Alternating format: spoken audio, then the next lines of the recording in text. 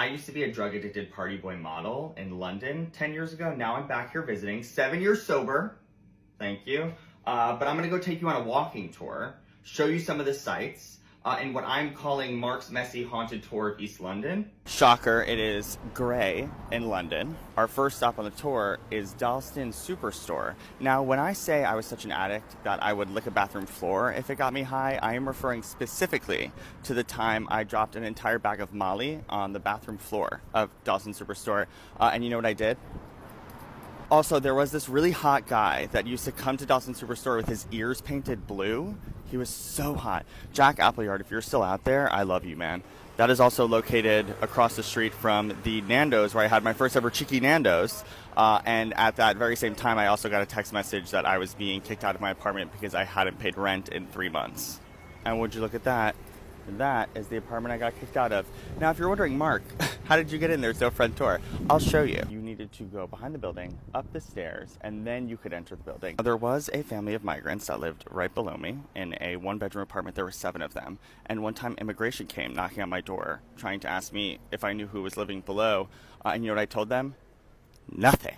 Now, right in front of this gate is where my drug dealer used to pull up. Now, how did I meet my drug dealer? On Grindr. His username was BuyGuy420. He used to sell me the worst weed ever. There were times I did allow him to touch me up for a bit of a discount. Don't fucking look at me like that. I used to go into this Sports Direct behind me with my ex-boyfriend and buy him underwear so that he could wear them and then sell them on Craigslist, and we would split the profit. Whole Foods Market, I couldn't afford that back in the day, but when I would get my paycheck, sometimes I would go in there and buy like an organic chicken tender and be like, I'm eating good tonight. So behind me is the Green Room Cafe. I worked there for like a year and a half, first as a waiter. I was a terrible waiter, so they fired me. And then I came back as a florist, and they were like, do you have any floral experience? And I was like, no, but I am gay. I see my old boss. You think she's gonna recognize me? This is where I used to work, this like little sink right here. So this is where we used to work together. I came back to visit. I can't believe that we're still here. And now it's been like 10 years.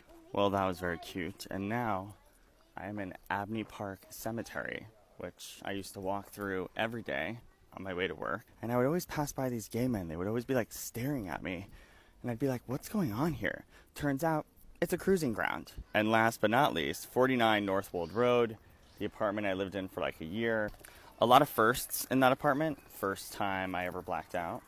First threesome. First time I said I love you to someone. First time hiring a gay handyman who would later stalk me.